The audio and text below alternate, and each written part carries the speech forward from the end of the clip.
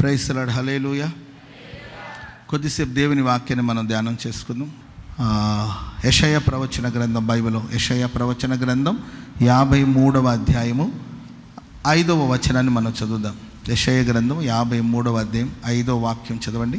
మన అతిక్రమ క్రియలను బట్టి అతడు గాయపరచబడెను. యేసు ప్రభు గాయపరచబడ్డానికి కారణం ఏంటండి? మన అతిక్రమ క్రియలను బట్టి ఆయన గాయపరచబడెను. మన దోషాలను బట్టి ఆయన నలుగగొట్టబడెను. మన సమాధానార్థమైన శిక్ష ఆయన మీద పడెను. ఆయన పొందిన దెబ్బల చేత మనకు స్వస్థత కలుగుచున్నది. మనం గొర్రెల వలె త్రోవ తప్పిపోయాము, ప్రతివాడు తనకిష్టమైన త్రోవలో తొలగిపోయాను. యెహోవా మనందరి దోషమును అతని మీద మోపెను. యెహోవా మనందరి దోషమును అతని మీద మోపెను. మన అతిక్రమాల వల్ల ఆయన గాయపరచబడ్డాడు. మన దోషాన్ని బట్టి ఆయన నలగొట్టబడ్డాడు. మన సమాధానార్థమైన శిక్ష అతని మీద పడెను. ఆయన పొందిన గాయాల ద్వారా మనకు స్వస్థత కలిగింది. స్తోత్రం చెప్పండి అందరు గట్టిగా. మనం గొర్రెల వలె త్రోవ తప్పిపోయాం. ఎవరికి నచ్చిన మార్గాలు, ఎవరికి తోచిన మార్గాలు మనుషులు నడిపించబడుతున్న సమయంలో ప్రియులరా, ఈ ప్రవచనం యేసుక్రీస్తుని గురించిన ప్రవచనం దాదాపుగా 700 సంవత్సరాల క్రిందటే, యేసు ప్రభు ఈ లోకానికి రాకమునుపు 700 సంవత్సరాల క్రిందటే ప్రవక్త ప్రవచిస్తూ ఉన్నాడు. మన సమాధానార్థమైన శిక్ష ఆయన మీద, యేసుక్రీస్తు వారి మీద పడెను. ఆయన పొందిన గాయాల ద్వారా మనకు స్వస్థత కలిగింది. యేసు ప్రభు కలిగిన గాయాలు ఎన్నండి చెప్పాలి. ఎన్ని గాయాలు పొందాడు ఆయన? 5 గాయాలుగా మనం కనబడుతుంది, కానీ 6వ గాయం కూడా ఉంది ఆయనకి. చేతుల్లో, కాళ్ళల్లో, ప్రక్కలో కలిగిన గాయాలు 5గా మనకు కనబడుతుంది. కానీ ప్రియులరా, ఆయన మనసులో ఏర్పడిన గాయం 6వ గాయం. నిలువెల్లా నలిగిపోయాడు, నలగొట్టబడ్డాడు. మన సమాధానం నిమిత్తం సమాధానార్థమైన శిక్ష, మనకు సమాధానం కలుగుట కొరకు, ఒకటి దేవునితో సమాధానం, రెండోదిగా మనలో మనకు సమాధానం, మూడోదిగా మన చుట్టూ ఉన్న వాళ్ళందరితో మనకు కలిగే ఆ సమాధానార్థమైన శిక్ష యేసుక్రీస్తు వారి మీద పడింది. ప్రేమైన వారరా, మన పాపముల కొరకు ఆయన మరణించాడు. రెండోదిగా మన శాపము కొరకు. ఆదాము ఎప్పుడైతే పాపం చేశాడో అది శాపంగా మారి భూమి శపించబడింది. ఎవరు శపించబడ్డారండి? భూమి శపించబడింది. ఆ భూమి వల్ల కలిగిన ముళ్ళు, గచ్చ పొదలు, ముళ్ళ పొదలు భూమి మొలవడం ప్రారంభించింది. యేసయ్య సృష్టిని సృష్టించినప్పుడు ముళ్ళు అనే సృష్టి లేదు, ముళ్ళ పొదలు లేవు ఆయన సృష్టిలో. ఆయన సృష్టించిన వాటన్నింటిలో మంచిది అని చూశాడు. ఎప్పుడు గచ్చ పొదలు, ముళ్ళ పొదలు భూమి మీద మొలిచింది అని అంటే అది పాపానికి ప్రతిఫలంగా వచ్చిన శాపం. ఆ శాపానికి సూచనగా ముళ్ళు పొదలు మొలిచింది. ఆ శాపాన్ని పోగొట్టడానికి, ఆ శాపం నుండి విమోచించడం కొరకు యేసుక్రీస్తు వారు ఆ ముళ్ళని ఒక కిరీటముగా చేసుకొని ఆ శాపాన్ని తన తల మీద ప్రభు పెట్టుకొని మన పాపం నుండి, శాపం నుండి దేవుడు మనల్ని విడిపించాడు. స్తోత్రం చెప్పడం గట్టిగా. ఆయన పొందిన దెబ్బలలో, ఆయనకు కలిగిన గాయాలలో ఆయన మనకు స్వస్థతను ప్రసాదించాడు. Praise the lord. ఆయన వీపు దున్నబడిందంట. మీరు చూడండి, ప్యాషన్ ఆఫ్ క్రైస్ట్ అని ఒక మూవీ తీశారు, మనందరికి తెలిసిన విషయాలు. దాంట్లో ఆ మూవీలో యేసు ప్రభు పాత్రను వాళ్ళు చూపించినప్పుడు భయంకరమైన ఛిద్రవధం, భయంకరమైన వేదన. ఆ డైరెక్టర్ గారు చెప్పారంట, నేను యేసు ప్రభు పొందిన శ్రమలో ఒక 40% మాత్రమే చూపించాను, ఒక 40% మాత్రమే చూపించాను. అంతకన్నా ఘోరమైన శ్రమలు. మనకు ఆ మూవీ చూస్తేనే గుండె బరువెక్కిపోతుంది.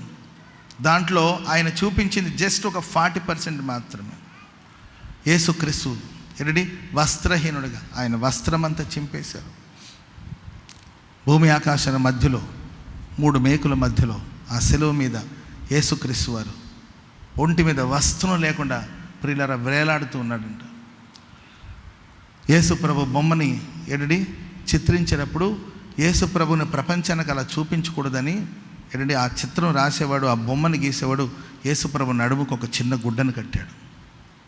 ప్రేమైన వాళ్ళరా, మన పాపం నుండి మనల్ని విమోచించిన కొరకు, మన శాపగ్రస్తమైన జీవితం నుండి మనకు విడుదల ప్రసాదించిన కొరకు, మన రోగాలన్నిటి నుండి మనకు విమోచన కలిగించిన కొరకు, హృదయపూర్వకంగా తండ్రి చిత్తాన్ని నెరవేర్చిన కొరకు యేసుక్రీస్తు వారు తను తానే శిలువ మరణానికి అప్పజెప్పుకున్నాడు. అందుకే మీరు చూడండి, పాపాత్మురాలైన స్త్రీని యేసు ప్రభు దేవాలయపు ఆవరణలో ఉన్న సందర్భం అది. దేవాలయపు ఆవరణలో ఉండగా ఒక పాపాత్మురాలైన స్త్రీని అక్కడ ఈడ్చుకుంటూ వస్తారు. మామూలుగా మరణశిక్ష విధించే అధికారం యూదులకు లేదు, ఆ ప్రభుత్వానికి లేదు. ఎవరికి ఉంది అధికారం అంటే పిలాతు మరణ దండన లేకపోతే మరణ శిక్షను పిలాతు ఇవ్వాలి. ఈ పాపాత్మురాలైన స్త్రీ పాపం చేయగా పట్టబడింది కనుక ధర్మశాస్త్రమేమో రాళ్లతో కొట్టి చంపమంటది, కానీ వాళ్ళు ఆమెకి శిక్ష విధించడానికి అధికారం లేదు కనుక పిలాతు దగ్గరకు తీసుకెళ్తున్నారు. ఎక్కడ తీసుకెళ్తున్నారు? పిలాతు దగ్గర తీసుకెళ్తా ఉన్నప్పుడు అక్కడ యేసు ప్రభు ఇటు వెళితే పిలాతు ఇల్లు, ఇటు దేవుని మందిరం, యెరూషలేము మందిరం ఇటు ఉంటుంది, అటువైపున పిలాతు యొక్క ఇల్లు ఉంటుంది. ఆ పిలాతు ఇంటికి తీసుకెళ్తున్నప్పుడు అక్కడ యేసు ప్రభు ఉంటే యేసు ప్రభు దగ్గర తీసుకొచ్చి, ధర్మశాస్త్రమేమో పాపం చేసిన వాళ్ళని రాళ్లతో కొట్టి చంపమంటది, మరి నీవేమంటావు అని యేసు ప్రభుని శోధించడానికి పరీక్షించడానికి వచ్చినప్పుడు అప్పుడు యేసు ప్రభు అన్నాడు, మీలో ఎవరు పాపం చేయలేదో వాళ్ళు మొదట రాయి వేయమంటే ప్రేమ నేల మీద ఆయన ఏదో రాస్తూ ఉన్నాడు. ఏం రాస్తున్నాడంటే ధర్మశాస్త్రం లేకపోతే 10 ఆజ్ఞలు రాస్తూ ఉన్నాడు. స్తోత్రం చెప్పండి అందరు గట్టిగా. 10 ఆజ్ఞలు రబ్బీలు లేకపోతే బోధకులు వాళ్ళు ఒక దగ్గర ఒక పలక పెట్టుకుని ఎప్పుడు ఆ పలకలో 10 ఆజ్ఞలు రాస్తూ ఉంటారంట. యేసు ప్రభు నేల మీద ఆ పలక మీద రాస్తూ ఉన్నాడండి 10 ఆజ్ఞలు. ఎవరెవరైతే చూశారో వాటిలో ఏదో ఒక ఆజ్ఞలో వాళ్ళు అతిక్రమించిన వాళ్ళు కనుక అందరూ అక్కడి నుండి వెళ్ళిపోయారు. అప్పుడు యేసు ప్రభు అంటాడమ్మా, నేను ఎవరైనా శిక్షించారంటే ఎవరు నన్ను శిక్షించలేదు. యేసు ప్రభు నేను కూడా నిన్ను శిక్షించను, ఇక మీద నువ్వు పాపం చేయు. మరి పాపం చేసిన వాళ్ళని శిక్షించాలని కదా బైబిల్ చెప్తుంది, ధర్మశాస్త్రం చెప్తుంది. మరి యేసు ప్రభు ఎందుకు శిక్షించలేదంటే యేసయ్య అంటాడు, అమ్మ ఇంకో కొంతకాలంలో ఇంకా కొన్ని రోజులు నీ పాపం కోసం, ప్రపంచంలో ఉన్న వాళ్ళందరి పాపం కోసం నేను శిక్షను అనుభవించబోతున్నాను. హల్లెలూయా. ఇంకొంతకాలం ఓర్చుకో, మీ అందరి పాపం కొరకు ఇదే స్థలములో పిలాతు ఒకరోజు తీర్పిస్తాడు. ఇదే స్థలంలో ఎక్కడ నేను రాళ్లతో కొట్టి చంపాలని వచ్చారో ఇదే స్థలంలో పిలాతు తీర్పునిస్తాడు. నీ పాపం కొరకు, మానవుల పాపాల కొరకు నేను సిలువ వేయబడతాను, నేను సిలువ శ్రమను అనుభవిస్తాను, అందరి సమాధానార్థమైన శిక్ష నేను మోస్తాను, మీకు విమోచన ఇస్తాను, విడుదలిస్తాను, రక్షణనిస్తాను, సమాధానాన్ని కలుగు చేస్తాను. స్తోత్రం చెప్పండి అందరు గట్టిగా, చెప్పండి గట్టిగా హల్లెలూయా. కనుక మనం చేసిన పాపం, మనం చేసిన శాపం, మన అపరాధాలన్నీ కూడా యేసు ప్రభు మీద మోపడం జరిగింది. ఆయన ఆ పాపానికి శిక్షను యేసుక్రీస్తు వారు పొందారు. ఈరోజు ఒక 2-3 మాటలు మీకు పరిశుద్ధ గ్రంథం నుండి చెప్పి వర్తమానాన్ని ముగించాలని కోరుకుంటున్నాను. పాత నిబంధన గ్రంథం అంతా కూడా క్రొత్త నిబంధన గ్రంథానికి అదొక నీడ, ఛాయ. Praise the lord. మనిషికి నీడ ఎలా ఉంటుందో ప్రతి వస్తువుకు నీడ ఉంటుంది. ఈ వస్తువుకు నీడ ఉంటుంది, నాకు నీడ ఉంటుంది, ప్రతి వస్తువుకు ఒక నీడ ఉన్నట్లు క్రొత్త నిబంధనకు నీడ పాత నిబంధన గ్రంథం. పాత నిబంధన గ్రంథంలో ప్రత్యక్ష గుడారాన్ని మనం చూస్తాం. అక్కడ బలుల సేవ జరుగుతుంది. అక్కడ గొర్రెల్ని, పశువుల్ని తీసుకొచ్చి బలిపీఠం మీద పెట్టి బలి అర్పిస్తూ ఉంటారు. ఈ బలులన్నీ కూడా రాబోయే కాలంలో, అంటే అప్పట్లో ఆ రాబోయే కాలం అంటే యేసుక్రీస్తు వారు ప్రభులు వారి యొక్క శిలువ మరణానికి సూచనగా, శిలువ మరణానికి సాదృశ్యంగా అక్కడ బలి సేవ జరుగుతూ వచ్చినట్లు బైబిల్లో మనం చూస్తున్నాం. యేసుక్రీస్తు వారి శిలువ శ్రమకు ముందు ప్రియులారా 1000 సంవత్సరాల క్రిందటి నుండి బలి అర్పణ, బలి సేవ జరుగుతూ వచ్చింది. ఇవన్నీ దేనికి సూచన అంటే రాబోయే కాలంలో యేసుక్రీస్తు ప్రభుల వారు ఆయన శిలువ శ్రమను పొందుతాడు, ఆయన సర్వలోక రక్షణ కొరకు బలి అవుతాడు అనే దాన్ని తెలియచేస్తూ వస్తుంది. అక్కడ పలు విధమైన బలుల గురించి మనం చూస్తాం. దాంట్లో ఒక ముఖ్యమైన బలిని గురించి మీకు చెప్పాలనుకుంటున్నాను. ఆ బలిలో యేసుక్రీస్తు ప్రభుల వారు మనకు కనబడతారు. స్తోత్రం చెప్పడం గట్టిగా. ఆ బలి ద్వారా ఆయన మనకిచ్చే ఆశీర్వాదాలు ఏంటో కూడా లేఖనాలు చూస్తాం. అది లేవియా కాండం 2వ అధ్యాయము 1వ వచనం. లేవియా కాండం 2వ అధ్యాయము 1వ వచనం. ఒకడు యెహోవాకు నైవేద్యము చేయనప్పుడు అతడు అర్పించినది గోధుమ పిండి అయి ఉండవలెను. అతడు దాని మీద నూనె పోసి గోధుమ పిండిదై ఉండాలి. అతడు దాని మీద నూనెను సాంబ్రాణిని పోసి యాజకులకు అహరోను కుమారుల యొద్దకు దాన్ని తీసుకొని రావలెను. అందులో నుండి యాజకుడు తన చేరతో చేరెడు నూనెయు చేరెడు గోధుమ పిండియు దాని సాంబ్రాణి అంతయు తీసుకుని యెహోవాకు ఇంపైన సువాసనల గల హోమముగా బలిపీఠం మీద అందులో ఒక భాగమును జ్ఞాపకార్థముగా దహించవలెను. ఆ నైవేద్య శేషము అహరోనుకును అతని కుమారులకును ఉండును.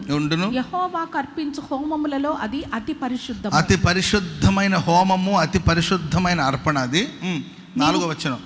నీవు పొయ్యిలో కాల్చిన నైవేద్యము పొయ్యిలో కాల్చబడిన నైవేద్యం చేయనప్పుడు అది నూనెతో కలిసినదయు పొంగనిదియునైనా గోధుమ పిండి అప్పడములే కాని నూనె రాచినదియు పొంగనిదియునైన పూరీలే కాని కావలెను. నీ అర్పణము పెనుము మీద కాల్చిన నైవేద్యమైన. మీరు అక్కడ మాటలని చదివితే ప్రియులారా, ఈ నైవేద్యం అనే బలి, దేవునికి అర్పించే ఈ నైవేద్య బలి, ఇది గోధుమ పిండి నుండి చేయాలి. ఆ గోధుమ మన ప్రభు అయిన యేసుక్రీస్తు వారే. స్తోత్రం చెప్పండి గట్టిగా. ఈ గోధుమ పిండితో చేయబడిన ఈ నైవేద్య బలిని గురించి బైబిల్లో మనం గమనిస్తే అక్కడ 3 విషయాలు చూస్తాం. ఒకటి, పొయ్యిలో కాల్చిన ఆ నైవేద్యము. రెండవదిగా పెనుము మీద కాల్చిన నైవేద్యము. మూడోదిగా కుండలో వండిన నైవేద్యం అనే మాట అక్కడ ఉంటుంది, మీరు తర్వాత చదువుకోండి. ప్రేమైన వారు, ఇవన్నీ కూడా యేసుక్రీస్తు వారి యొక్క శిలువ శ్రమకు సాదృశ్యం. ఒక రొట్టెని తీసుకెళ్ళి పొయ్యిలో పడేసామనుకోండి, అంటే రొట్టెని ఒక్కొక్కలాగా కాలుస్తారు. పొయ్యిలో పడేసారు, కంప్లీట్గా పొయ్యిలో పడిపోతుంది. అటు ఇటు నిప్పు, ఆ నిప్పులో కాలుతూ ఉంటుంది. యేసుక్రీస్తు వారి యొక్క శిలువ శ్రమ కూడా మనకు అదే తెలియచేస్తుందండి. ఎట్టుపోయిన శ్రమలే, ఒంటరితనం. యేసు ప్రభుని ఎప్పుడైతే పట్టుకున్నారో అందరూ పారిపోయారు, ఆయన ఒంటరివాడిగా చేసేసారు. ఒక గడి అయినా నా కొరకు మేలుకొని మీరు ఉండలేరా? ఒక్క గడి అయినా నా కోసం మీరు మేలుకొని ఉండలేరా? ప్రార్థనలు నాతో కలిసి ప్రార్థన చేయాలంటే అందరూ నిద్రపోయారు. యేసు ప్రభు గెత్సెమనే తోటలో ప్రార్థన చేస్తున్నప్పుడు ఆయన చెమట రక్త బిందువుగా మారింది. భయంకరమైన శిలువ శ్రమను యేసుక్రీస్తు వారు అనుభవించారు. ఆయన ముఖం మీద ముసుకేసి ఆయన ముఖం మీద కొట్టి, నీవు ప్రవక్తవు కదా, ప్రవచించు, నిన్ను కొట్టింది ఎవరో చెప్పమన్నారు. ఆయన ముఖం మీద ఉమ్ము పూశారు, ఆయన గడ్డం పట్టుకొని కొట్టారు. రాజు అయితే మరి రాజుకి కిరీటం ఉండాలి కదా, కిరీటం లేకపోతే ఎట్లా అని చెప్పి వెళ్ళి ఒక ముళ్ళను తీసుకొచ్చి ఆ ముళ్ళను ఒక అల్లికలాగా చేసి, ఒక కిరీటం లాగా చేసి ఆయన తల మీద ఆ ముళ్ళ కిరీటం పెట్టి బెత్తంతో కొట్టారండి. అప్పుడు ఆ ముళ్ళు తన తల్లో నుండి దిగి కళ్ళలో నుండి బయటకు వచ్చింది. కొరడాలతో ఆయన కొడితే ప్రియుల ఆయన వీపు దున్నబడినట్లు లేఖనాల్లో మనం చూస్తాం. ఆ కొరడాలతో కొడుతున్నప్పుడు ప్రియులరా ఆయన మాంసాన్ని, ఆయన చర్మాన్ని, కండరాన్ని కూడా పీక్కొచ్చింది. ఘోరమైన శ్రమలు, భయంకరమైన శ్రమలు. నిలువెల్ల యేసయ్య ఒక పొయ్యిలో వేసిన ఆ రొట్టె ఎలా కాలిపోతూ ఉంటుందో అట్లా యేసుక్రీస్తు వారు కాల్చబడుతూ వచ్చారు. రెండవదిగా పెనం మీద కాల్చిన రొట్టె, దాన్ని మీరు చూడ, పెనం మీద కాల్చినప్పుడు ఇటు అటు ఇటువైపున అటువైపున కాల్చబడే అనుభవం. ఒకవైపున యూదుల వైపు నుండి, మరోవైపున అన్యుల వైపు నుండి, ఒకైన పరిసయ్యులు, సద్దుకయ్యులు, మరోవైపున శాస్త్రులు. సరే, అన్ని జనులు వాళ్ళకి అర్థం కాలేదు కనుక వాళ్ళు బాధించారంటే పర్వాలేదు. యూదుల యాజకులు, ప్రధాన యాజకులు ఆయన శిలువ మీద వ్రేలాడు. ఇప్పుడు దొంగల కంటే సరే వాళ్ళకి అర్థం కాలేదు, ఒక దొంగకి కాబట్టి అర్థం కాల. ఆయన కాబట్టి నువ్వు దేవుని కుమారుడు అయితే నీవు రక్షించుకో, మమ్మల్ని కూడా రక్షించు అని మాట్లాడాడు. ఆ దారిలో వెళ్ళేవాళ్ళు వచ్చేవాళ్ళు అందరూ కూడా శిలువ మీద వ్రేలాడుతున్న యేసుని చూసి ఇలా అంటారు, నువ్వు దేవుని కుమారుడు అని చెప్పావు కదా, నిన్నే నువ్వు రక్షించుకోలేనప్పుడు. ఆనాడే కాదు ఈనాడు కూడా మాట్లాడుతున్నారు కొంతమంది. ఆనాడు కాదు ఈనాడు కూడా మాట్లాడుతున్నారు, తనను తాను రక్షించుకోలేనివాడు ఇతరులను ఎలా రక్షిస్తాడని. నువ్వు దేవుని కుమారుడు అయితే శిలువ మీద నుండి కిందకి దిగు అన్నారు. సరే, దారిలో పోయే దిక్కుమాల మనుషులు మాట్లాడారంటే పర్వాలేదండి. యాజకుడు, దేవుని మందిలో సేవ చేసే యాజకులు, పాపుల కొరకు దేవుని సన్నిధిలో వెళ్ళి అర్పణలు అర్పించి వాళ్ళ సమాధానం నిమిత్తం ప్రార్థించేవాళ్ళు, విజ్ఞాపన చేసేవాళ్ళు,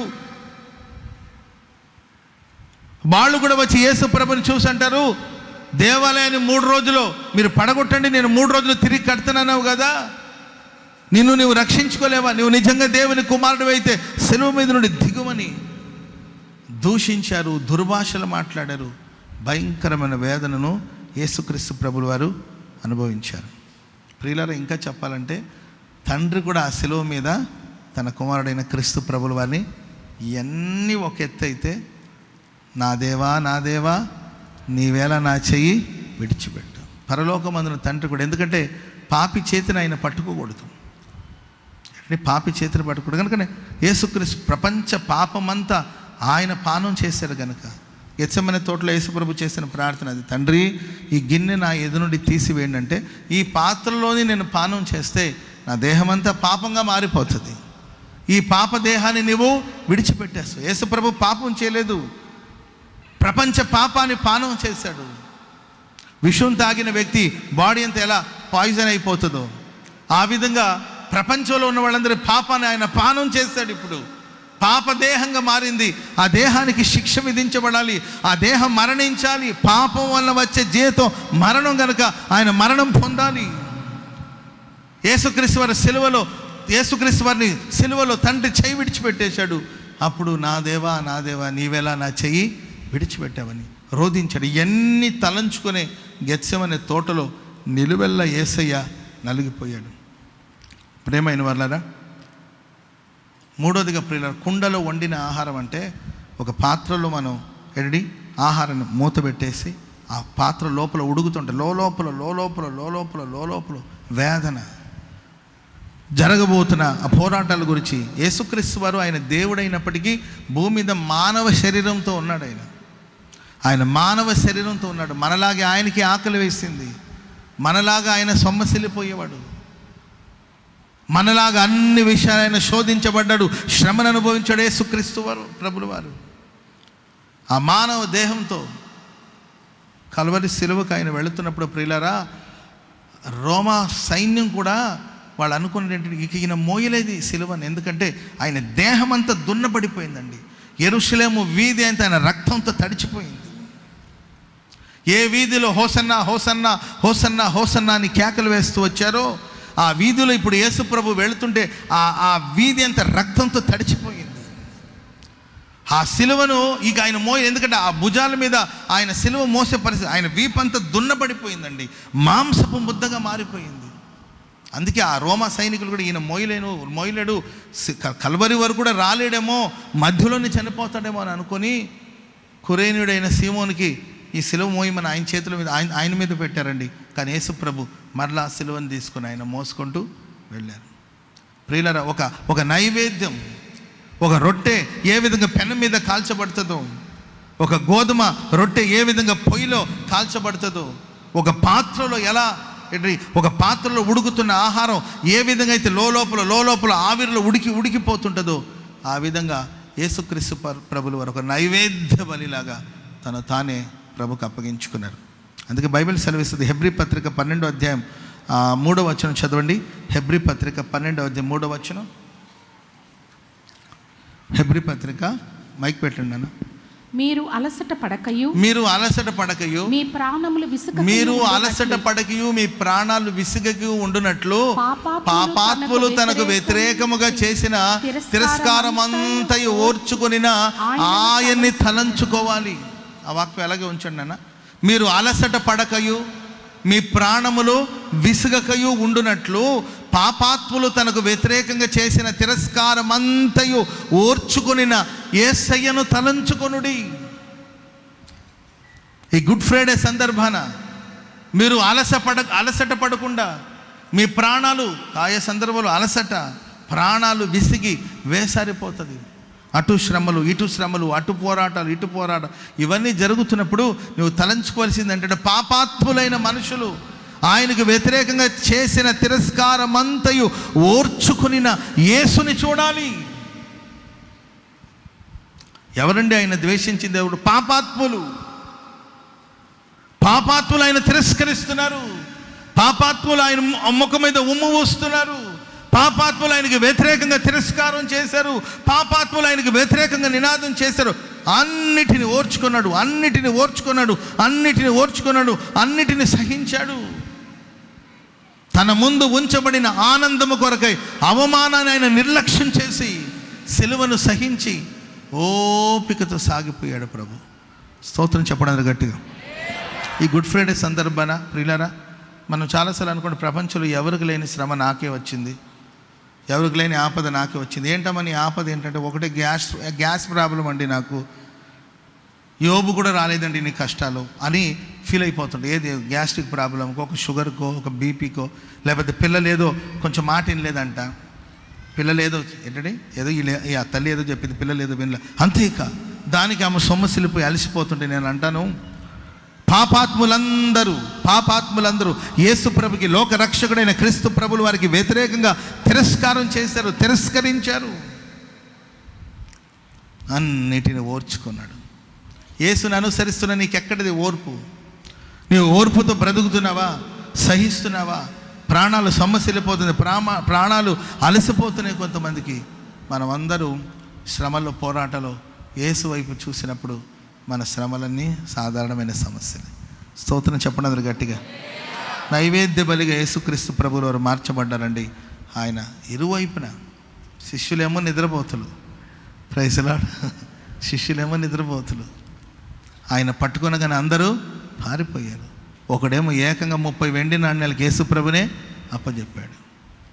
ఒకవైపున శిష్యుల వైపు నుండి, మరొక వైపున ఏం మాట్లాడితే ఎక్కడ పట్టుకోవాలో, ఏం మాట్లాడితే ప్రతి మాటలో తప్పును వెదికే ఒక గుంపు యేసు ప్రభుని ఒక కొండ మీదకి తీసుకెళ్ళి అక్కడ నుండి తోసేయాలని ప్రయత్నించారు. Praise lord.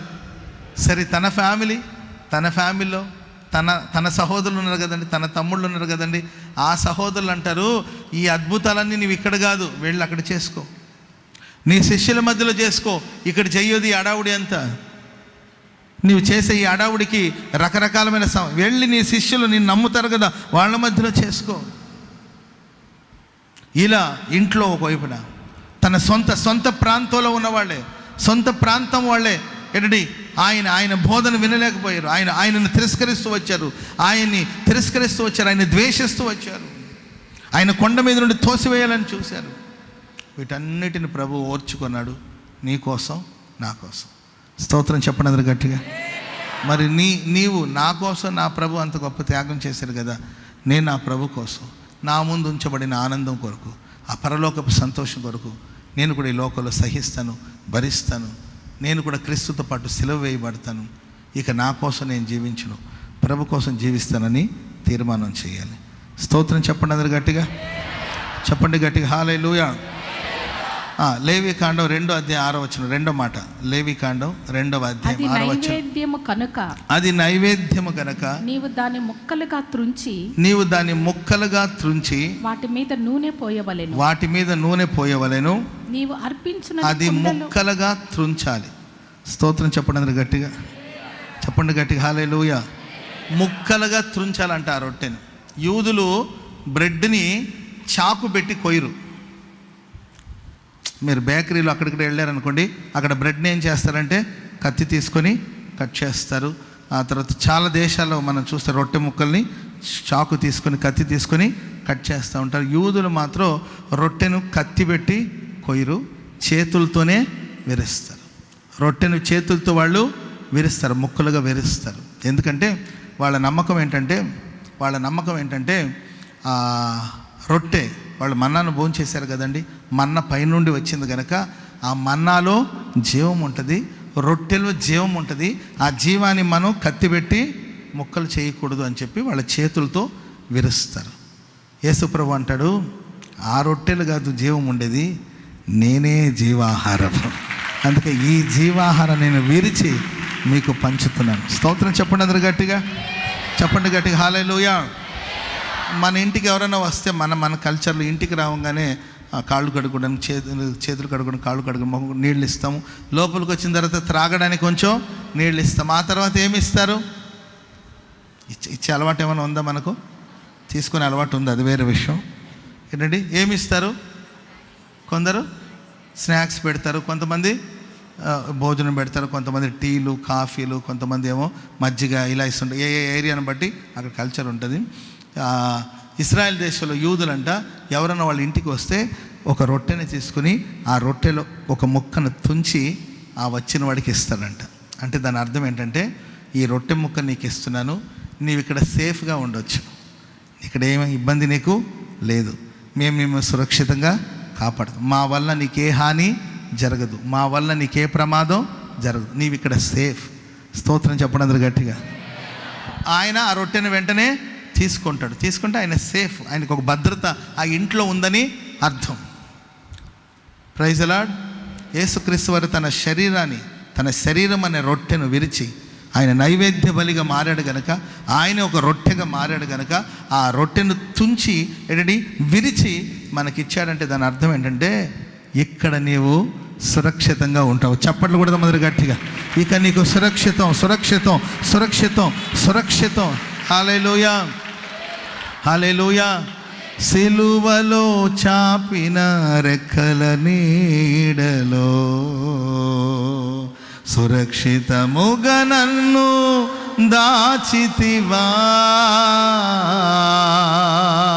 సిలువలో చాపిన రెక్కల నీడలో సురక్షితముగా నన్ను దాచితివా,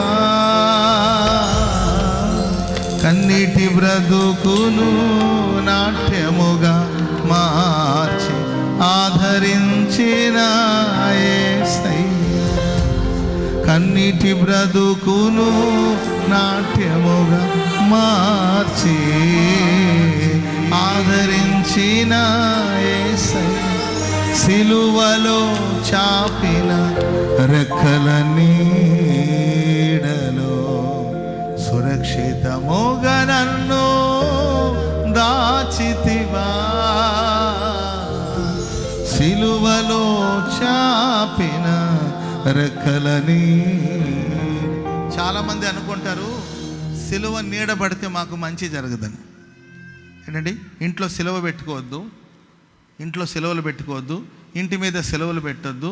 ఎందుకంటే పాష్ గారండి మీరేమో అంత పెద్ద సిలువ వేశారు మందిరం మీద, ఆ సిలువ నీడ పడితే మేము ఉండాలా పోవాలా, మేము ఆరిపోవాలా ఎలిగిపోవాలా అని కొంతమంది అనుకుంటారు. పిచ్చోళ్ళ, మీకు తెలియదు, ఎవరు చెప్పారు మీకు ఎవరో తప్పుగా మీకు బోధించినట్టున్నారు. అసలు మనిషి సురక్షితంగా ఉండే నీడే సిలువ నీడ. స్తోత్రం చెప్పడం గట్టిగా హల్లెలూయా. సిలువలో చాపిన రెక్కల నీడలో సురక్షితముగా నన్ను దాచితివా, సిలువలో చాపిన రెక్కల నీడలో సురక్షితముగా నన్ను దాచితివా, కన్నీటి బ్రతుకును ఆదరించిన యేసయ్యా,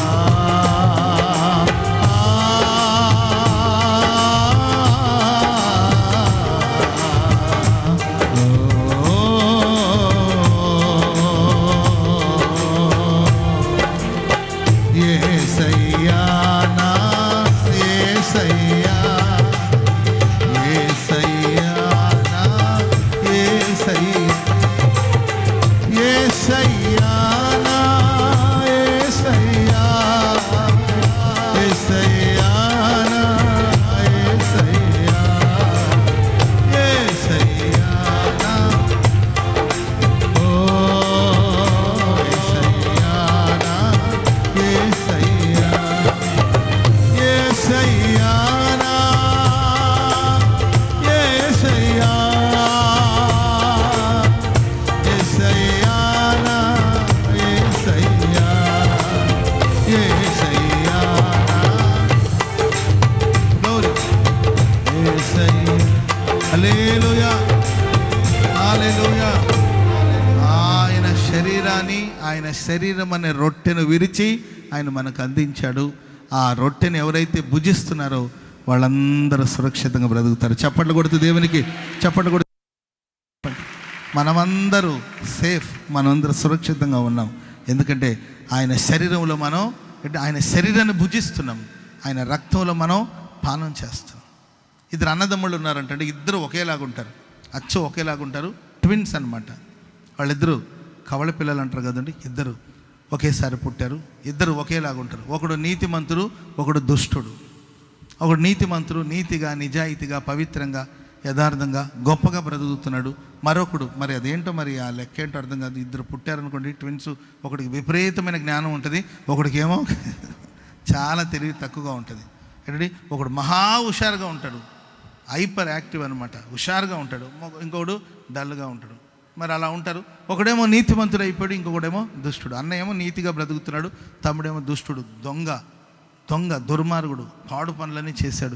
పోలీసు వాళ్ళు అతని కోసం వెతుకుతుండేవాళ్ళు. ఒకరోజు ఎక్కడో హత్య చేసి వస్తున్నప్పుడు పోలీసు వాళ్ళ చేతికి దొరికిపోయాడు. వాళ్ళ చేతి నుండి తప్పించుకొని ఆయన షర్ట్ అంతా రక్తపు మరకలతో ఉంది. ఆయన తప్పించుకొని పరిగెత్తుకుంటూ వస్తున్నాడు. పరిగెత్తుకుంటూ వచ్చి గబగబా ఇంట్లోకి వచ్చేసి వాళ్ళ అన్నను పట్టుకుని, అన్న నేను ఇలా ఒక హత్య చేశాను, పోలీసు వాళ్ళు నన్ను తరుముకుంటూ వస్తున్నారు, ఇక నా జీవితం అయిపోయింది, ఇంకా నన్ను వాళ్ళు తీసుకెళ్ళి నన్ను ఉరి తీస్తారు, నేను చేసిన పాపానికి నాకు శిక్ష వచ్చింది, నేను చేసిన అతిక్రమాలు నన్ను పట్టుకునింది, నా పాపాలను పట్టుకునిందని ఏడుస్తూ ఉంటే వెంటనే వాళ్ళ అన్న నీ షర్ట్ తీ, నీ చొక్కా తీ అని చెప్పి ఆయన షర్ట్ తీసేసి తన షర్ట్ ఆయనకి ఇచ్చేసి ఆ తమ్ముడు షర్ట్ని ఆయన వేసుకొని నువ్వు లోపలికి వెళ్ళి దాక్కోపో అన్నాడు. అన్నయ్య ఏం చేస్తున్నావు అంటే, లోపల నువ్వు గదిలోకి వెళ్ళి దాక్కోపోరా, నీకు వచ్చే శిక్ష ఏదో నేను అనుభవిస్తాను. నేను ఎట్టు నీతిమంతుణ్ణి, నేను మరణించిన తిన్నగా పరలోకానికి వెళ్ళిపోతాను, కానీ నీ పాపాలు ఇంకా కడగబడలేదు, నీవు ఇంకా నీతిమంతునిగా మారలేదు, నీ పక్షాన నేను ఆ శిక్షను అనుభవిస్తానని ఒకరు షర్ట్ ఒకరు మార్చుకొని తమ్ముడు ఒప్పుకోకపోయినా తను గదిలో పెట్టి తలుపేసి పోలీసు వాళ్ళు రావంగానే, ఎందుకంటే అచ్చు ఆయనలాగే ఉన్నాడు కాబట్టి, నేనేనండి ఆ మనిషిని హత్య చేసినవాడిని, నన్ను తీసుకెళ్ళండి, నన్ను ఉరిదీయండి అని తను అప్పగించుకున్నాను. ప్రియులారా, పాపం చేసిన తమ్ముళ్ళు మనం, నీతిమంతుడైన అన్నయ్య యేసయ్యండి. ఆయన వస్త్రాన్ని మనకిచ్చాడు, మన వస్త్రాన్ని ఆయన ధరించుకొని మనకు రావాల్సిన శిక్షను ఆయన అనుభవించి మనల్ని సురక్షితంగా ప్రభు కాపాడాడు. ఆ రొట్టెను భుజించే ప్రతివాడు సురక్షితంగా ఉంటాడని అర్థం. ఇదే నైవేద్య బలి. స్తోత్రం చెప్పండి గట్టిగా, హల్లెలూయా. మూడోదిగా లేవియకాండం 2:13 మూడో మాట, లేవియకాండం 2:13 నీవు అర్పించే ప్రతి నైవేద్యమునకు ఉప్పు చేర్చవలెను. నీ దేవుని నిబంధన యొక్క ఉప్పు అనేది నిబంధనకు సూచన. ఆ అర్పించే అర్పణలో ఉప్పు ఉండాలి. యేసుక్రీస్తు వారు ఆయన తన రక్తము వలన మనకు ఒక క్రొత్త నిబంధన చేశాడు. స్తోత్రం చెప్పండి గట్టిగా, హల్లెలూయా. యేసు ప్రభు పుట్టింది ఎక్కడ? యేసయ్య జన్మించింది ఎక్కడ? బెత్లెహేం అనే మాట అర్థం ఏంటండి? రొట్టెల ఇల్లు. బెత్లెహేం అనగా రొట్టెల ఇల్లు. యేసు ప్రభు చివరికి సేవ చేసిన ఊరు, ఆయన చివరికి సేవ చేసిన ఊరు బేతనియా అంటే ద్రాక్షాల ఇల్లు. స్తోత్రం చెప్పడం గట్టిగా. పుట్టింది ఎక్కడండి? రొట్టెల, బెత్లెహేం కాకుండా ఇల్లు అని మాట్లాడే రొట్టెల ఇల్లు. రెండోదిగా ఆయన సేవ ముగించింది ఎక్కడ? ద్రాక్షాల ఇల్లు. ఆయన సిలువ వేయబడింది ఎక్కడండి? సిలువ వేయబడింది ఎక్కడ చెప్పాలి? యెరూషలేం. యెరూషలేం అనగా సమాధానపు ఇల్లు. స్తోత్రం చెప్పండి అందరు గట్టిగా, చెప్పండి గట్టిగా హల్లెలూయా. రొట్టెల ఇంట్లో పుట్టాడు, ద్రాక్షాల ఇల్లులో పరిచర్యను ఆయన ముగించాడు. ప్రియులరా, ఆయన రొట్టె అనగా శరీరము, ద్రాక్షాలు అనగా ఆయన రక్తము. ఆయన రొట్టె వలన, ఆయన రక్తాల వలన, ఆయన శరీరం వలన, ఆయన రక్తం వలన ఒక క్రొత్త నిబంధన చేసి ఆ నిబంధన ద్వారా సమాధానం అనే ఇంట్లో ప్రభు మనల్ని చేర్చాడు. స్తోత్రం చెప్పండి అందరూ గట్టిగా, గట్టిగా హల్లెలూయా. ఆ రోజు చూడండి, సాతాను గాడు అన్నాడు కదా, ఈ రొట్టెను నువ్వు, ఈ రాళ్లను నువ్వు రొట్టెగా చేయమను. రాళ్ళు అనగా ధర్మశాస్త్రం. ఈ ధర్మశాస్త్రం వలన ఒక నిబంధన చెయ్యి, ఈ ధర్మశాస్త్రం వల్ల ఒక నిబంధన చేయమని అడిగినప్పుడు యేసు ప్రభు అంటాడు, ఈ రాళ్ల వలన కాదు మనిషి బ్రతికేది, దేవుని నోటి మాటలు. దేవుని మాటలు ఎవరంటే యేసయ్యే మాట, నా శరీరమే ఒక మాట. ఈ శరీరం ద్వారా నేను ఒక క్రొత్త నిబంధన చేయబోతున్నాను. స్తోత్రం చెప్పండి అందరూ గట్టిగా. ఉప్పు చేర్చంటే ఒక నిబంధన. ఆ నిబంధనలోనే మనకు సమాధానం కలుగుతుంది. సమాధాన సంబంధమైన నిబంధన. ఆ నైవేద్య బలిలో ఉప్పు కలపాలి. ప్రియులరా, మన సమాధానార్థమైన శిక్షను యేసు ప్రభు పొందాడు గనుక సమాధానంగా ఉండండి. ఆమేన్ చెప్పండి అందరూ గట్టిగా. ఎవరితో సమాధానంగా ఉండాలి? దేవునితో సమాధానంగా ఉండాలి. నీలో నీవు సమాధానంగా ఉండాలి, నీవు కూల్గా ఉండాలి. నేను మొన్న కూడా చెప్పాను, మనం సముద్రం లాంటి వాడు. ఎలాంటి వాడు అండి? సముద్రం లాంటి, అలల వంటి వాళ్ళు కాదు. ఊరికి ఎగసెగసి పడ్డం ఎందుకు? కూల్గా ఉండండి. Praise the lord. ఎవడో చేసిన శిక్షకు నీకెందుకు నీవు తీర్పు వేసుకుంటావు? నీకెందుకు పనిష్మెంట్ వేసుకుంటావు? నాకు ఒక ఆయన తెలుసండి, వాళ్ళ మీద కోప్పడి, వీళ్ళ మీద కోప్పడి అనవసరమైన అనారోగ్యాలు తెచ్చుకున్నాడు. సరే, ఇప్పటికైనా కొంచెం కోపం తగ్గించుకుంటా. ఇప్పటికీ తగ్గించుకోడు, ఎప్పటికీ విపరీతమైన కోపం. కాబట్టి దేవుని బిడ్డలారా, దేవుడు ఆ నిబంధన ద్వారా మనకు ఒక సమాధానాన్ని కలుగుతుంది. బెత్లెహేము ఏంటండి? బేతనియా, యెరూషలేం అంటే రొట్టెల ఇల్లు, ద్రాక్షాల ఇల్లు, సమాధాన ఇల్లుగా దేవుడు మార్చేశాడు. చెప్పలు కూడా మొదలు గట్టిగా. ఆయన రక్త మాంసంలో ఆ నైవేద్య బలిలో నీవు పాలు పంపులు పొందడం వల్లనే నీకు సమాధానపు స్థితి స్థాపించబడుతుంది. 4వదిగా ప్రియులరా, తేనె కలపకూడదు. దాంట్లో ఏం కలపకూడదండి? ఈ నైవేద్య బలిలో తేనె కలపకూడదు. అంటే తేనె అనగా తీయని అనుభవాలు. యేసయ్యా నా హృదయ నీవేనయ్యా, యేసయ్యా తీయని తలంపులు.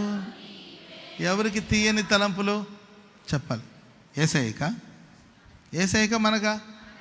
ఏసైకి ఎక్కడైనా తీయని తలంపులు ఉన్నాయా చెప్పండి పాపం. ఆయన దేవుని కుమారుడు, ఆయన సింహాసనంలో తండ్రి యొక్క కుడివైపున కూర్చున్నవాడు.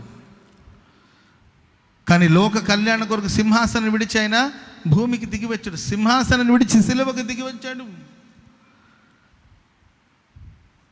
పరలోకం మహిమతో నిండిన పరలోకాన్ని విడిచి భూలోకానికి దిగి వచ్చాడు. పశువుల పాకలో ఆయన పరుండ పెట్టారు. నక్కలకు బొరియలు ఉండును, ఆకాశ పక్షులకి గూళ్ళు ఉన్నాయి, కానీ మనుష్య కుమారుడికి తల వాల్చడానికి స్థలం లేదు. ఇది తీయని జ్ఞాపకాలా చెప్పండి? ఆయన పుట్టినప్పుడు చంటి బిడ్డలందరినీ చంపుతున్నారు. ఉన్న పళంగా దేవుని వాక్కు, దేవదూతుని యొక్క మాట యోసేపు విని ఆ రాత్రిలో చంటి బిడ్డని ఒక గుడ్డతో చుట్టుకొని వాళ్ళు పారిపోవలసిన పరిస్థితి వచ్చింది. ఓ చిన్న బిడ్డని తీసుకొని ఐగుప్తు దేశానికి వెళ్ళవలసిన పరిస్థితి వచ్చింది. ఇది తీయని జ్ఞాపకాలా? నైవేద్య బలిలో తీపి ఉండదండి. యేసు ప్రభులో తీపి లేదు.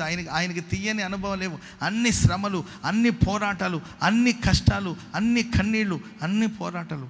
ఆయన ఏంటంటే ఆ తీయని అనుభవాన్ని అనుభవించకుండా ఆయన కఠినమైన మార్గాలు నడిచి మనందరికీ తీయని అనుభవాన్ని దేవుడు దయచేశాడు. హల్లెలూయా, హల్లెలూయా. యేసు ప్రభు జీవించిన ప్రాంతం పేరు చెప్పండి. ఆయన పెరిగిన ఊరు పేరేం చెప్పండి? చెప్పాలి. ఏ ఊర్లో పెరిగాడు? నజరేతు. అందుకే ఆయన మనం నజరేయుడా అని, నజరేతు వాడా అని మనం పిలుస్తాం. Praise the lord. రాబోయే కాలంలో నజరేతు అనే ప్రాంతంలో, ఆ పరిసర ప్రాంతంలో గొప్ప యుద్ధం జరగబోతుందంట. ఏం జరగబోతుంది? హర్మెగెద్దోన్ అనే ఒక యుద్ధం జరగబోతుంది.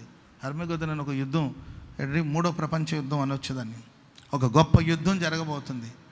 యుద్ధానికి సన్నద్ధులు అవుతున్నారు ప్రపంచ దేశమంతా. యేసు ప్రభు ఏ నజరేతులు తిరుగుతూ ఉన్నాడో ఆ చోట ఫ్యూచర్లో యుద్ధం జరుగుతుంది. ప్రకటన గ్రంథంలో మనం చూస్తాం యుద్ధం జరుగుతుంది.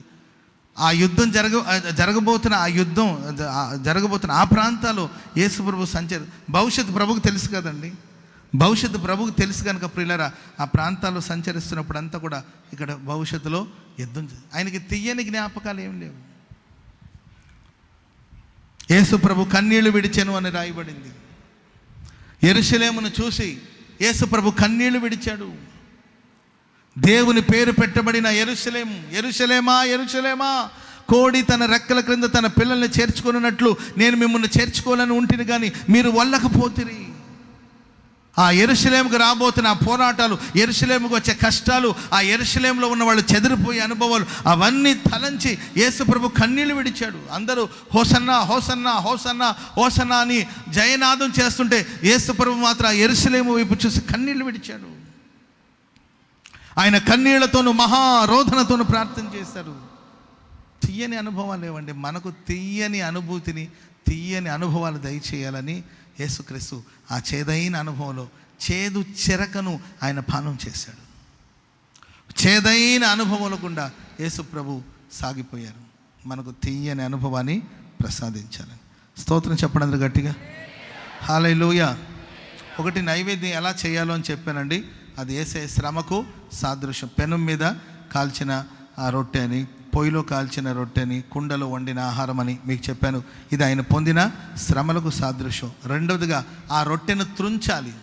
ఆ రొట్టెను త్రుంచాలి అంటే యేసయ్య తన దేహాన్ని త్రుంచి మనకు అందించారు. మూడవదిగా ఉప్పు అనగా నిబంధనకు సూచన అని చెప్పాను. ఆయన ఒక క్రొత్త నిబంధన చేశాడు. తన రక్తం ద్వారా, ఆయన శరీరం ద్వారా ఒక క్రొత్త నిబంధన చేసి క్రొత్త నిబంధన భక్తులుగా ప్రభు మనల్ని మార్చాడు. చెప్పండి కూడా అందరూ గట్టిగా గట్టి గట్టి గట్టి గట్టి గట్టిగా హల్లెలూయా చెప్పండి, గట్టిగా హల్లెలూయా. నాలుగోది ప్రియుల తేనె. ఆయనకి తీయని అనుభవాలు లేదు, తేనె కలపకూడదు. చివరి మాట లేవికాండం 2:14 చదవండి. లేవికాండం 2:14 నీవు యెహోవాకు ప్రథమ ఫలముల నైవేద్యమును చేయునప్పుడు సారమైన భూమిలో పుట్టిన పచ్చని వెన్నులలోని ఓచ బియ్యమును వేయించి విసిరి నీ ప్రథమ ఫలముల నైవేద్యముగా అర్పించవలెను. అది నైవేద్య రూపమైనది. నీవు దాని మీద నూనెను పోసి దానిపైన సాంబ్రాణి వేయాలి. ఈ అర్పించే అర్పణలో మీకేమైనా అర్థమవుతుందా? అసలు ఉపవాసం ఉన్నామండి, మీరేంటండి పాస్టర్ గారండి తేనె గురించి, రొట్టెల గురించి తుంచిస్తారని, ఆ తర్వాత సాంబ్రాణి వేయాలని ఇవన్నీ చెప్తున్నారండి పాస్టర్ గారండి. అసలే ఫాస్టింగ్ ఉన్నాం, ఇదే పెద్ద పోరాటంగా ఉంటే మాకు ఎప్పుడు ముగిస్తే వెళ్ళి ఆవురమని వెళ్ళి గాబరగా డబరా మీద పడదాం అనుకుంటుంటే మీరేంటండి పాస్టర్ గారండి అంత రొట్టెలను. యేసుక్రీస్తు వారి శరీరమే ఒక రొట్టె. స్తోత్రం చెప్పడం గట్టిగా. ఈ నైవేద్యాన్ని బలిపీఠం మీద అర్పించేటప్పుడు దాని మీద నూనె పోయాలి అండ్ సాంబ్రాణి వేసి అర్పించాలి.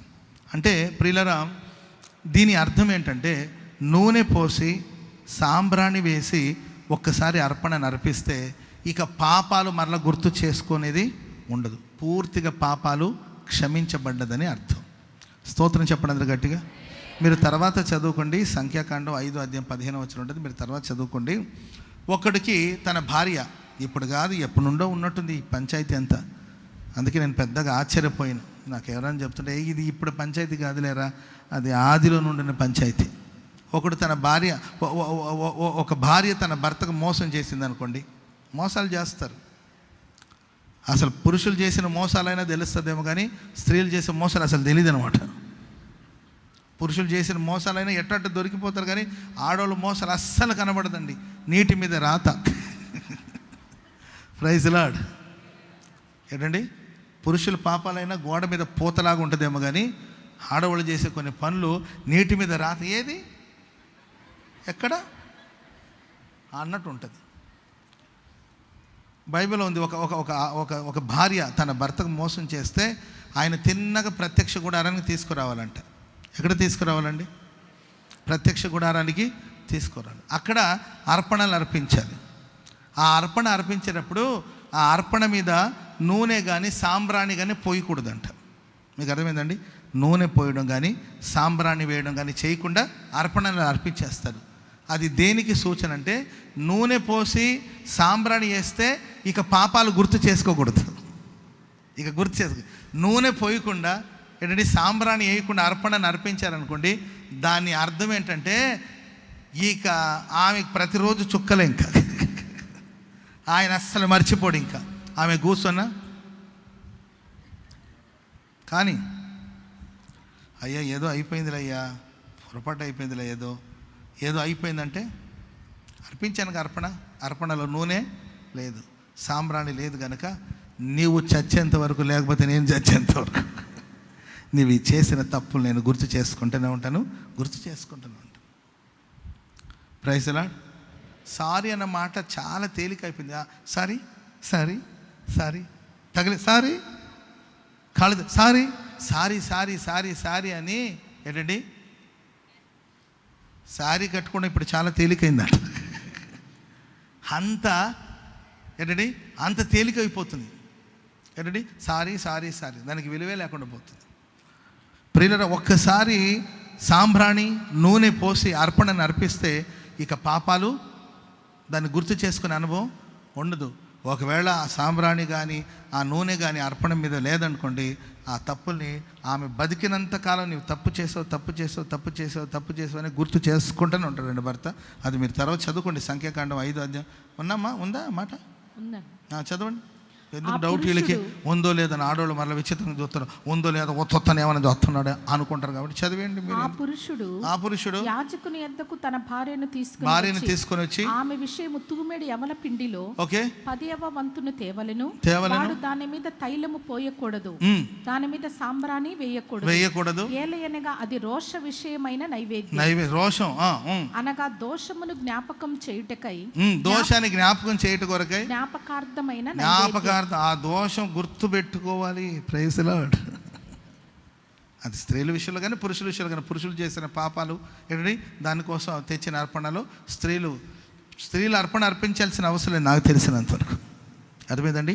వాళ్ళు ఒక్కసారి మనసులో పెట్టుకుంటే ఇక ఎరికో గోడ కట్టినట్టే. ఇక ఆ గోడ కూలాలంటే 30 లక్షల మంది రావాల్సిందే. Praise lord. యేసుక్రీస్తు వారు ఈ అర్పణలో నూనె సాంబ్రాన్ని పోసారంటే దాని అర్థం మనం చేసిన పాపాలన్నీ కూడా ఆయన తీసుకెళ్ళి సముద్రపు అగాధంలో పడేశాడు. చప్పట్లు కూడా మంది గట్టిగా మన పాపాలన్నీ కూడా ఆయన తన వీపు వెనకాల పడేస్తాడు. దాన్ని ఎప్పటికీ గుర్తు చేసుకోవడానికి మనం గుర్తు చేసుకోవడమే తప్ప, దేవా పాపిని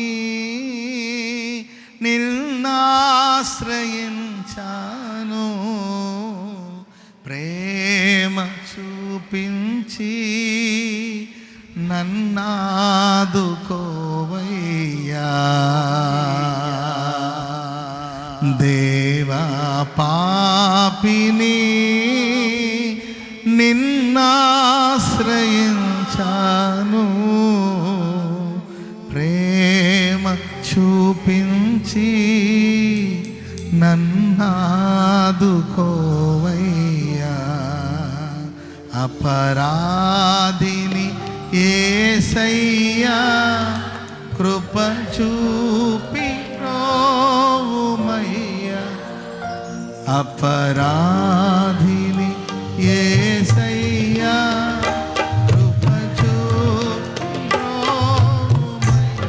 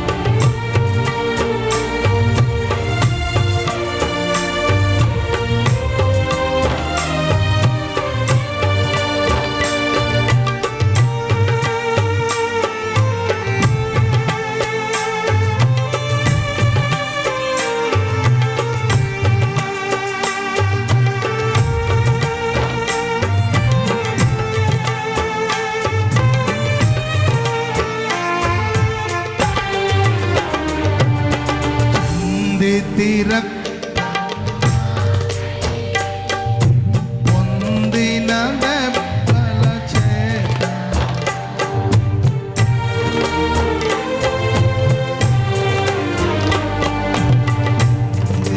రక్తము నాకై పొందిన దెబ్బల చేత అపనిందలు మోపితినయ్యా సందేహమేలనై అపనిందలు మోపితినయ్యా సందేహమేలనై అపరాధిని యేసయ్యా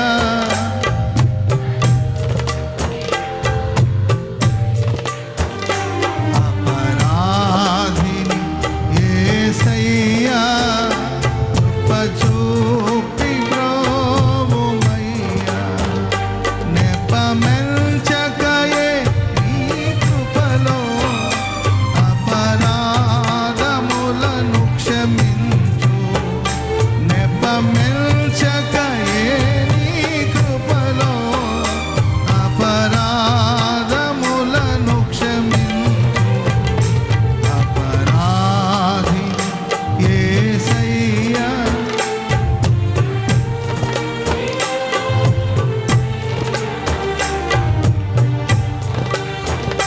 యేసయ్యా కృప చూపి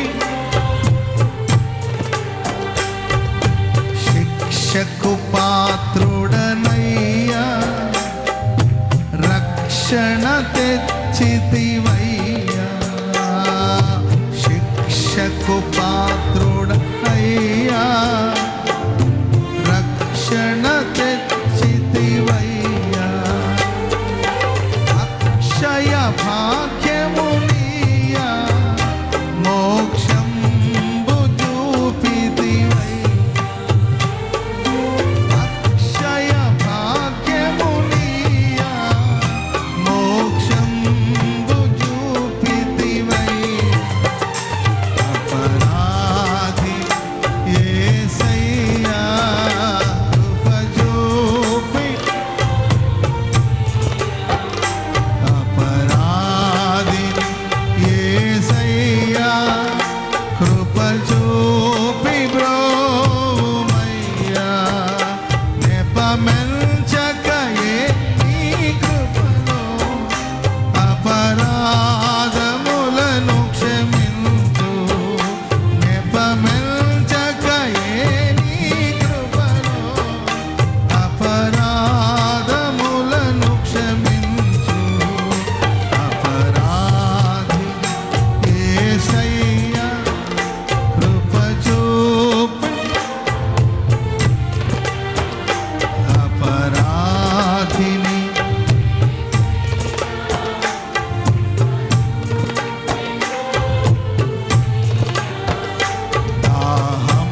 దాహంబుగొనగా చేదు తిరకను ద్రావనిడితి దాహంబుగొనగా చేదు చిరకను ద్రావనిడితి ద్రోహుండనై చేసి తిని దేహంబుగాయం ద్రోహుండనై చేసి తిని దేహంబుగాయములు అపరాధిని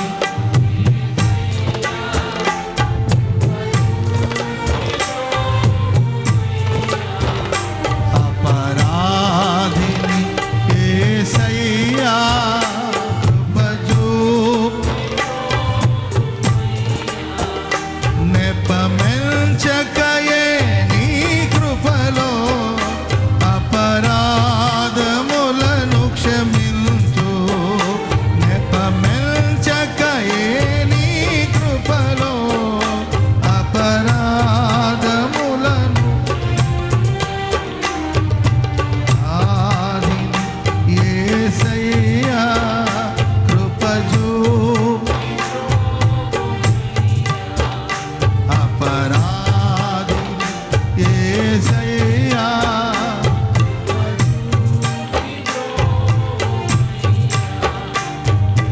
చిందితి రక్తము నాకై పొందిన దెబ్బల చేత చిందితి రక్తము నాకై పొందిన దెబ్బల చేత అపనిందలు మోపితినయ్యా సందేహమేలనై అపనిందలు సందేహమేలనై అపరాధి కృపచూపి అపరాధిని యేసయ్యా కృపచూపి నెపమెంచకయే నీ కృపను అపరాధములను క్షమించు నెపమెంచకయే నీ కృపను అపరాధములను క్షమించు అపరాధిని యేసయ్యా కృపచూపి అపరాధిని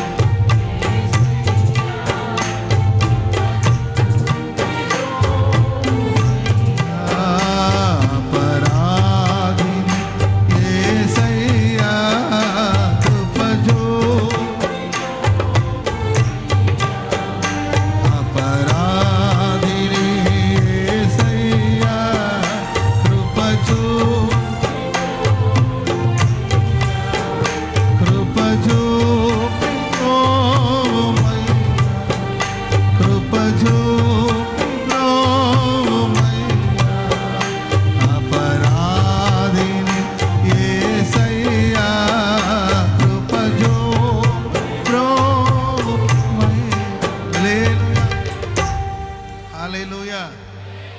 ఈ నైవేద్య బలిలో నూనె యేసుక్రీస్తు వారి శరీరానికి ఏ విధంగా ఆనాడు యేసు ప్రభు శిలువ శ్రమను పొందక మునుపు ఆయన పాదాలకి లేకపోతే ఆయన తల మీద ప్రియుల పరిమళ తైలం పోయబడడం జరిగింది.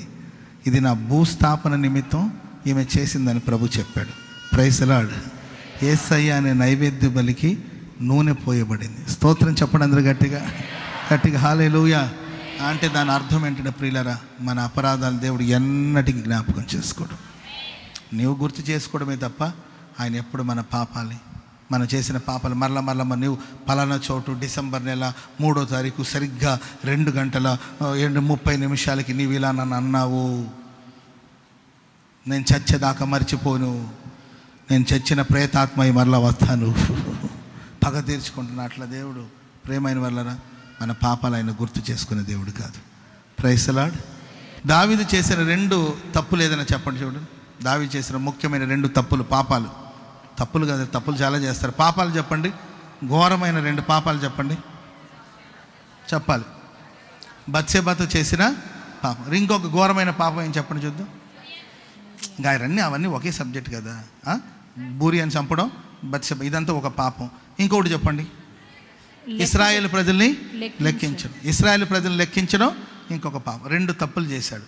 కానీ ప్రియులారా, ఎప్పుడైతే ఇశ్రాయేల్ ప్రజలు లెక్కించాడో దేవుడు తన ప్రవక్త ద్వారా హెచ్చరింపచేసినప్పుడు వెంటనే ఒక తీర్పు, ఒక శిక్ష వస్తుంది. ఆ శిక్షను ఆయన అనుభవిస్తాడు. ఆయన ఏడ్చి, ప్రభు పాపం చేసింది నేనైతే ప్రజలు శిక్షను అనుభవిస్తానని ప్రలాపిస్తుంటే ఆ దూత, ఏ దూత అండి? సంహారుడా? కాదు. ఏ దూత అయినా? ఏ దూత అమ్మా? ఆ దూత వెళ్ళి ఒక ఎవరి కళ్ళెములోకి వచ్చి నిలబడతాడు? దూతనేనా?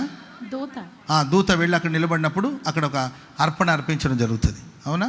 యెహోవా దూత యెబూసీయుడైన అరౌనా యొక్క కళ్ళము దగ్గర ఉండగా దావీదు జనులను నాశనము చేసిన దూతను కనుగొని యెహోవాకి ఇలాగ ప్రార్థన చేసి తగ్గించుము. మీరు ఆ తర్వాత సబ్జెక్ట్ చదవండి, తర్వాత చదువుకోండి. అవన్నీ కూడా రెఫరెన్స్ ఏంటమ్మా చెప్పండి. 2వ సమూయేలు 2వ గ్రంథం 24వ అధ్యాయము 17 16, 17 అవన్నీ కూడా మీరు ఇంటికి వెళ్ళిన తర్వాత చదువుతారా లేదా ఊరికి ఇక్కడ విని వెళ్తారా? ఇంటికి వెళ్ళి చదవాలి. అక్కడ అలా ఉందో లేదో ఊరికి ఉత్తొత్తని చెప్తున్నాడేమో అబ్రహాం పాస్టర్ గారు అని అనుకోవాలి, ప్రశ్నించాలి. Praise lord. ప్రశ్నించేవాళ్ళు లేకపోతే ఏదైనా చెప్పేస్తుంటాం మేము. Praise lord. యూదులకు ఒక మంచి కల్చర్ ఉందంట. ఏంటండి, స్కూల్ నుండి పిల్లలు వచ్చిన తర్వాత నాన్న టీచర్ ఏం చెప్పారని అడగరంట. టీచర్ ఏం చెప్పింది ఈరోజు మీకు అని అడగరంట. టీచర్ని ఈరోజు నువ్వు ఏ ప్రశ్న అడిగావని అడుగుతారంట.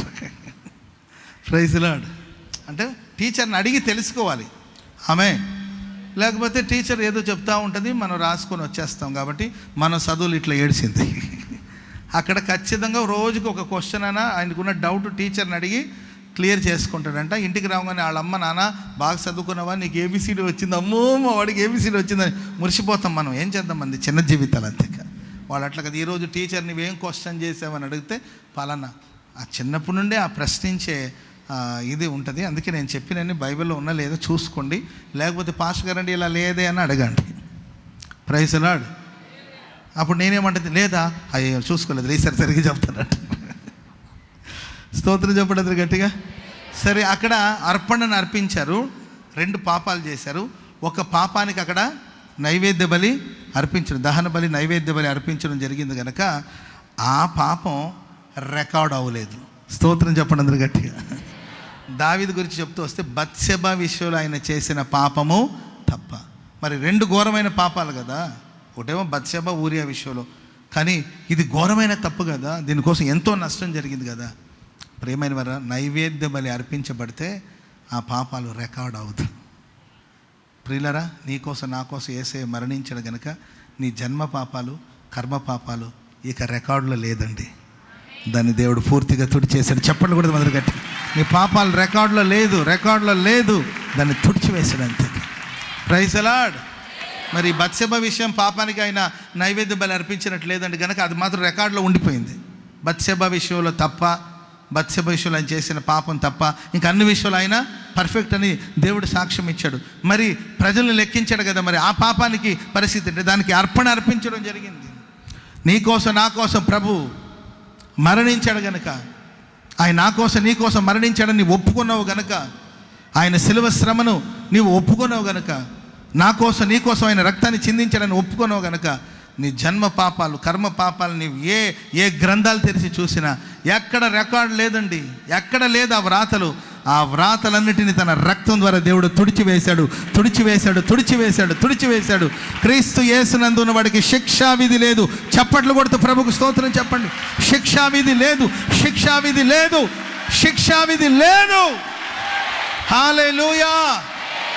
హల్లెలూయా. కనుక యేసుక్రీస్తు ప్రభుల వారు మన సమాధానార్థమైన శిక్ష ఆయన మీద పడిందండి. ఆయన మన కోసం ఒక నైవేద్య బలిగా తను అర్పించుకున్నారు.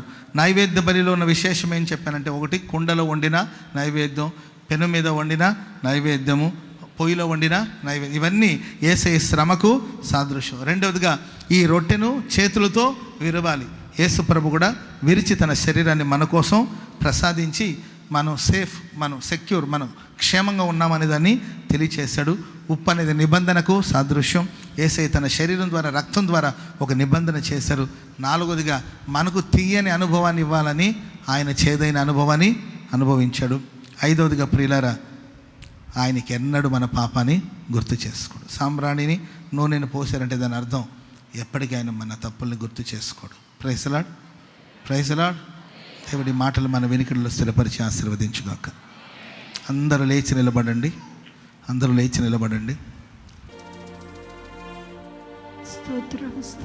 స్తోత్రం తండ్రి. ప్రభా మీ స్తోత్రం. ఈ గుడ్ ఫ్రైడే రోజున తండ్రి మీ ప్రజలైన తండ్రి పలు ప్రాంతాల నుండి తీసుకుని వచ్చినందుకై స్తోత్రం. వచ్చిన వారందరితో తండ్రి, నాతో మాతో ప్రతి ఒక్కరితో చక్కగా మీ వాక్యం ద్వారా మీరు పోషించినందుకై స్తోత్రం తండ్రి. యేసయ్యా మీరే తండ్రి వాక్యము సజీవమైంది కనుక తండ్రి, వాక్యం చేత నాయన మమ్మల్ని దర్శించి ఆశీర్వదించినందుకై స్తోత్రం. పాస్టర్ గారిని నిలబెట్టి తండ్రి మీరు బలంగా వాడుకున్నందుకై స్తోత్రం. తండ్రి మీరే కనికరించి కృప చూపండి తండ్రి. యేసయ్యా విన్న వాక్యం మా హృదయాల్లో ఫలింపచేసి నూరంతలుగా ఆశీర్వదించి దీవించమని వేడుకుంటున్నాం తండ్రి. స్తోత్రం స్తోత్రం స్తోత్రం స్తోత్రం. యేసయ్యా మా మీద పాపంగా రుణముగా ఉన్నటువంటి పత్రాన్ని సిలువకు మేకులతో కొట్టి మా మీద నాయన ఎటువంటి అధికారం లేకుండా తండ్రి మీరు నాయన మీ సిలువ నాన్న మీద తండ్రి మీరు మా కొరకే శ్రమపడి తండ్రి ఆయా మా సిలువ మీద మేకులతో కొట్టి మా పాప రుణాన్ని తీర్చిన తండ్రి. స్తోత్రం స్తోత్రం స్తోత్రం. కనికరించిన ఆయన ఈ ఆరాధన ఆశీర్వదించినందుకై స్తోత్రం తండ్రి. ఈ వాక్యం విన్నవారి హృదయాల్లో నూరంతలుగా ఫలింపచేసి దీవించు ఆశీర్వదించు నాయన. పాస్టర్ గారిని కూడా బలపరిచి బలంగా వాడుకోండి తండ్రి. స్తోత్రం స్తోత్రం స్తోత్రం. పలు ప్రాంతాలకి తీసుకుని వెళ్ళి అయ్యా బలంగా శక్తివంతంగా వాడుకోండి తండ్రి. స్తోత్రం స్తోత్రం స్తోత్రం. మమ్మల్ని అందరినీ తండ్రి ఈ వాక్యానికి అప్పగించుకొనిచున్నాం.